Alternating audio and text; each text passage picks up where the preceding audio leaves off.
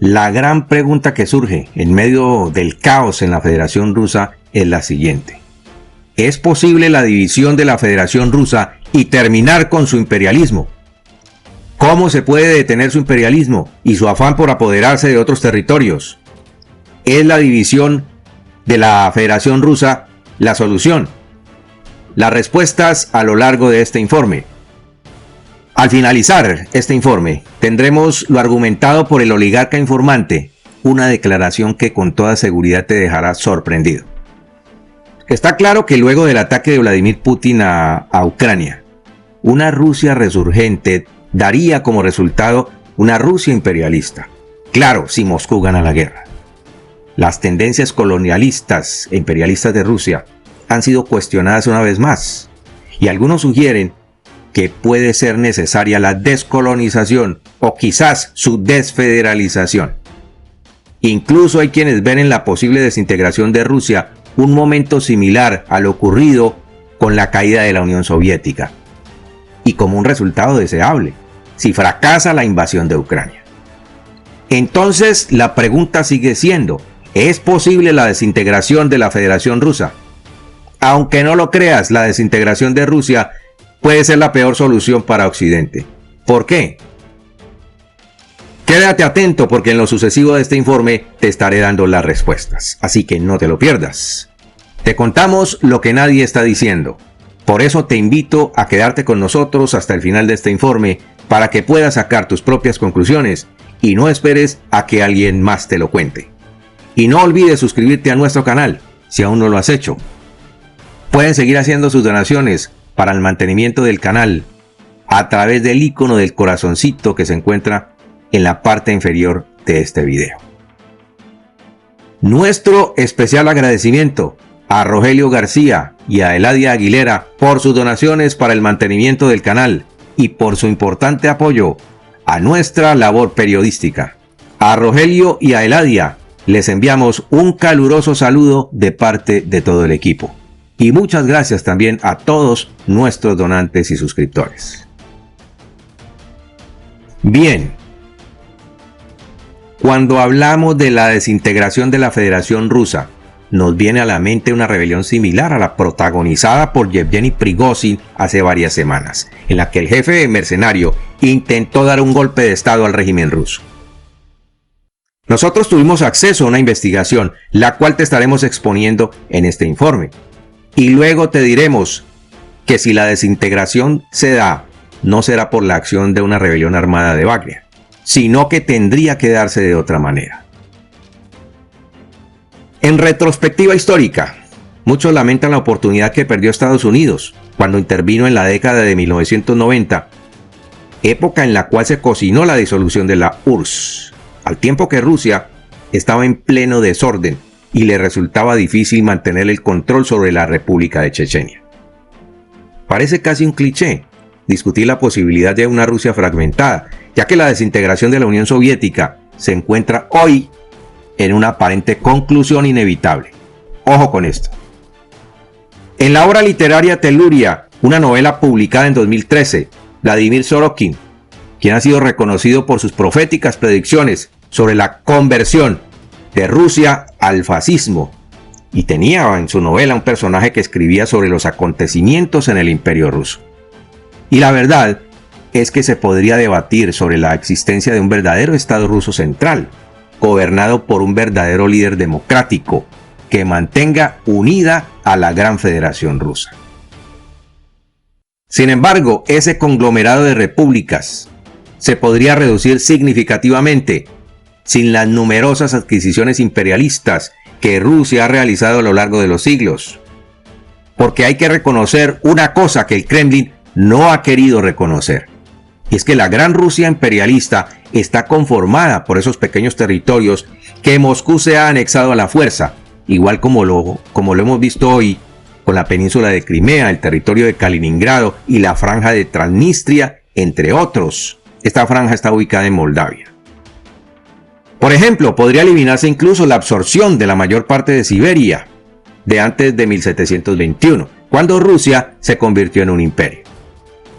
Un dato muy importante es que menos del 4% de los niños en edad escolar de Dagestán, una república rusa, aprenden ruso como idioma principal, a pesar de haber sido conquistada a principios del siglo XIX. Esto también según las afirmaciones del propio régimen ruso. ¿Qué significa esto? Que la conquista a la fuerza de este territorio no se dio por completo y que siempre hubo fuerte resistencia de los dagestanos a ser conquistados por Rusia. Los dagestanos no se sienten rusos. Ahora, escucha muy bien lo que sigue. Los arquitectos de la Unión Soviética establecieron todas las regiones llamándolas Repúblicas Unidas o Federadas, en lugar de estados dentro de Rusia, y con base en ello, estas repúblicas serían hoy naciones autónomas. Nosotros creemos que eso es posible. ¿Por qué? Porque al ser regiones autónomas se podría considerar una unión de estados como sucede con los Estados Unidos. Pero la declaración como Repúblicas Unidas ya tiene otra connotación. No se puede considerar un estado federado a un país que está compuesto por repúblicas semi-independientes con idiomas, culturas y creencias diferentes. En la Federación Rusa, el idioma ruso es la lengua oficial, pero no todas las repúblicas se adhieren a esta ley y paradójicamente Vladimir Putin esgrimió este argumento como defensa de los rusoparlantes que vivían en Ucrania para invadir el país. Bajo estas circunstancias, tendría que obligar a los dagestanos a que hablen el ruso. La guerra de Ucrania es considerada el mayor desastre político y militar de Rusia, que hoy está en manos de Vladimir Putin, y es desde ya un desastre que estaría alimentando los sentimientos separatistas y anticolonialistas de los líderes de las repúblicas rusas. Es decir, que podría estarse gestando o cocinándose una guerra civil que termine con la independencia de estos estados. Esta división tiene más sentido hoy que en la década de 1990 a la Federación Rusa. La posibilidad de que un líder agresivo e impredecible llegue al poder en Moscú ya no es solo una preocupación teórica y es fácil imaginar que tal escenario suceda. Al perder tanto militar como ideológicamente o políticamente la guerra de Ucrania, podríamos asegurar una derrota de Vladimir Putin. Darle la vuelta a todas las justificaciones imperialistas del régimen es clave para desviar la tendencia de los rusos a invadir más territorio, y eso se puede lograr. En la vasta extensión de Ucrania, el ejército ruso enfrenta dificultades grandes para proporcionar suministros a sus tropas y participar en una guerra efectiva al mismo tiempo. Entonces, surge otra pregunta. ¿Qué pasaría si Putin se enfrentara a numerosos movimientos secesionistas en la gigantesca Federación Rusa? Nosotros creemos que la división de la nación no eliminaría su capacidad de ataque a Occidente con sus armas nucleares. ¿Por qué? Imagínate que Rusia se divida en las diferentes regiones o repúblicas que la componen. ¿Qué crees que ocurriría con la gran cantidad de armas nucleares que posee la Federación Rusa? Muchas de esas armas quedarían estacionadas en las regiones en donde actualmente se encuentran y podrían caer en manos de líderes nefastos que pueden actuar individualmente y pueden desestabilizar y utilizarlas para crear caos y dispararlas a diestra y siniestra contra Occidente. Veríamos entonces a Occidente o atacando a cada una de esas regiones o negociando con cada líder para evitar el uso de esas armas nucleares. Es por esto que se hace necesario que antes de que suceda una división o desintegración de la Federación Rusa, se debe desnuclearizar al país, una tarea extremadamente difícil. La reciente rebelión por parte del jefe del grupo Wagner contra el Kremlin demostró varias cosas. Una es que el levantamiento armado para dar un golpe de estado en Rusia es completamente posible. Y otra, que Vladimir Putin no está preparado en estos momentos para sofocar un levantamiento de esta naturaleza si se llegara a presentar de nuevo. Además, así algunos analistas no estén de acuerdo, no olvidemos que el grupo Wagner es una creación de Vladimir Putin y que esta agrupación de mercenarios han sido utilizados por el régimen no solo en Ucrania, sino en Siria y en varios países africanos. Y esto es lo que hemos podido establecer de acuerdo con nuestras investigaciones. No existe en la Federación Rusa un individuo con la capacidad de Prigozhin para liderar a un grupo de mercenarios que ha estado compuesto en sus mejores épocas por más de 40.000 presidiarios reclutados de las cárceles de Rusia. Además, estos mercenarios no se dejarían comandar por un militar de carrera. Tampoco existe en Rusia un grupo de combate privado que pueda ir al África para actuar como refuerzo militar de algunos gobiernos de turno de países africanos, que le pueda reportar enormes ganancias al líder ruso al mismo tiempo de extender su influencia. Una investigación de un medio de comunicación británico reveló que Prigozhin tiene importantes acuerdos actualmente con varios países de África para prestar sus servicios militares privados a cambio de la explotación minera de minerales como oro, diamantes, esmeraldas, coltan, uranio, litio, etcétera, etcétera. El botín es exageradamente millonario. Entonces el líder ruso no va a renunciar a obtener esas ganancias. Y por esto es que Wagner actualmente se encuentra en Bielorrusia. Y dicho por el propio jefe mercenario, se está preparando para continuar sus operaciones en África. Sobre lo dicho por el oligarca informante, él argumentó que la intervención del presidente Lukashenko fue crucial para que Prigozhin desistiera de ejecutar el llamado golpe de Estado contra el líder ruso. En una conversación por videollamada entre ambos líderes, Lukashenko le transmitió al jefe de Wagner la propuesta del líder ruso, que consistió en varios ofrecimientos. Pero antes de ir con los ofrecimientos de Putin, veamos qué sucedió en las horas previas.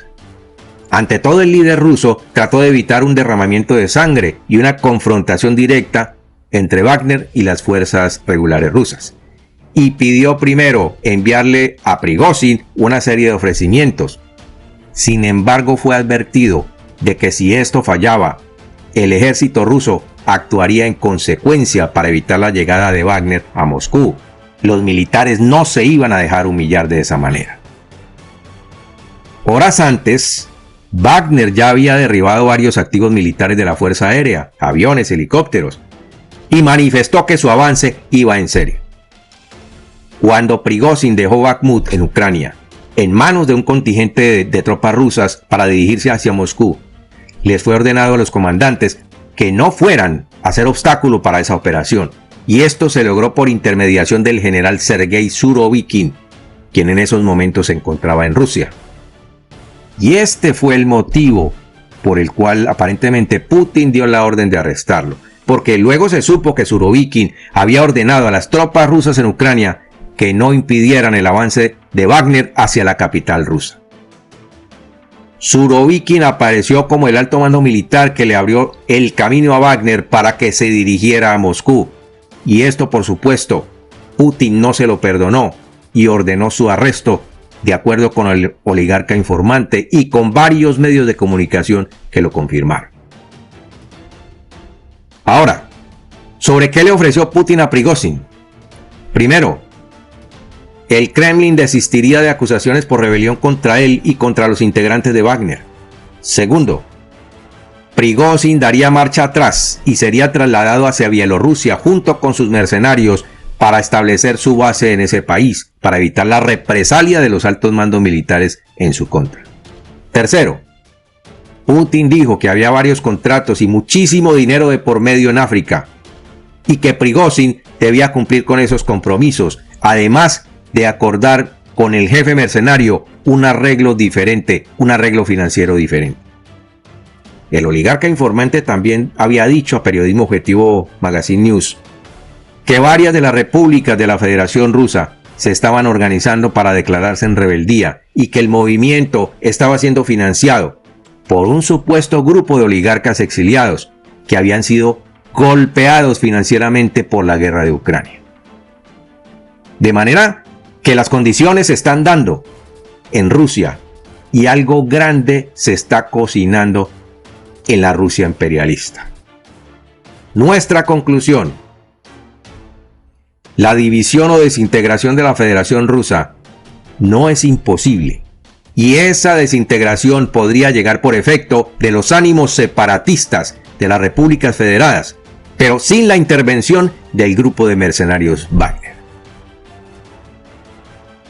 Y por hoy hemos terminado nuestro informe. Nos quedamos como siempre a la espera de tus comentarios. Que Dios te bendiga y nos vemos en nuestro siguiente programa.